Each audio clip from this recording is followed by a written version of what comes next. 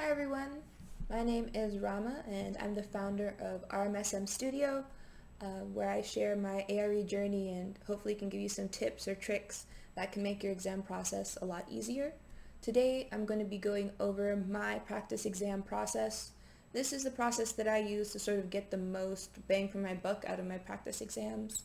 A lot of people have mentioned in the ARE process it's important to take practice exams since there isn't like an official practice exam available as of yet in terms of like specific ones for each exam, like construction evaluation having its own practice exam from NCARB. So there's lots of practice exams out there from different ARE prep providers, and I think it's important to try and get as much knowledge out of these practice exams as possible. So with my exam process, it has multiple steps, and a lot of people just sort of stop at taking the practice exam, and they're like, okay, I graded it, I did well, I didn't do well, and that's sort of the end of it.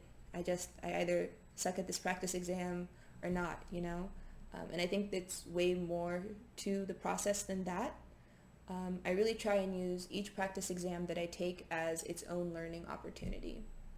So let's dive into the process. So my first step is to take the practice exam using the demo exam provided by NCARB. So a lot of people who aren't familiar with that new exam format where there's no scrap paper or anything like that, I really recommend that you use the demo exam and just practice with it as if you're doing a real exam.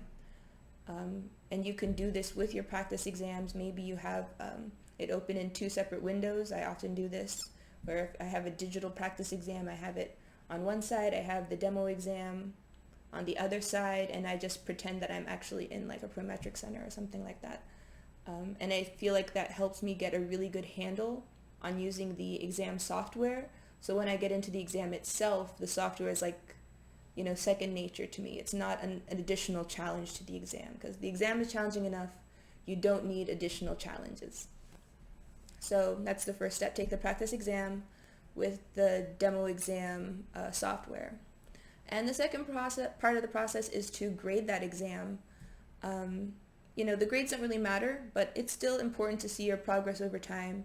Often I'll take a practice exam more than once, and it's good to see places where I have improved. Step 2 is to grade your practice exam. Step 3 is to take notes of not just the questions that you got wrong, but also to take note of the questions that you got right, but you don't really know how you got it right. So for example, if the answer to a question was C, and you didn't really know the answer, but you guessed it was C and you were right, that doesn't really count. You don't know the information. So that's why I count those kind of as wrong answers, even though you got it right, but still you didn't actually know what you needed to know in order to answer it based off of your own knowledge and based on your own studying. So I consider that to be kind of a wrong answer. So you need to take note of the questions that you got wrong and the ones that, you got right, but you didn't do it based off of your own knowledge. And fourth is you find each topic that you didn't understand and make a list of them. So for example, if you failed something regarding flashing or something regarding sustainability or site, so you can kind of look at each question and see what that question revolves around in terms of its main topic, and sometimes it could be more than one topic. So you just sort of see the themes within that question and what you didn't know and what you need to sort of refresh on. So you make a list of all the topics that you didn't get within the question itself. Number 5 is to find at least 3 different references. It could be more than 3, but I normally aim for 3. And just different references, and this can be articles, it can be videos, it can be textbooks, it can be multiple forms of media that really allow you to sort of tackle the topic from different angles, getting information from multiple sources, and that'll really help make sure that you understand the material.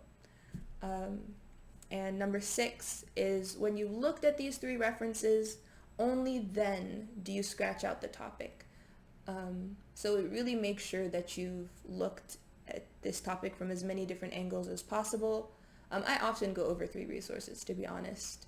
And if you sort of looked at my YouTube playlist that I've done for multiple exams, you can kind of see that where I've found a topic and I have multiple videos explaining it from multiple providers, and it doesn't necessarily need to be ARE specific. So it's just trying to get as much information as I can about that topic. And so you've looked at those 3 references, and then you cross that topic off the list, and then you move on to the next one. And that way you can sort of systematically go through the entire practice exam and really try and, tackle your weaknesses in a very direct way, in a very specific way that I think can make a big difference to your practice exam process. So that was my practice exam process for the AREs. Hopefully this was helpful for you. Let me know if you have any questions or comments in the comments, and I look forward to seeing you guys again soon. Happy studying.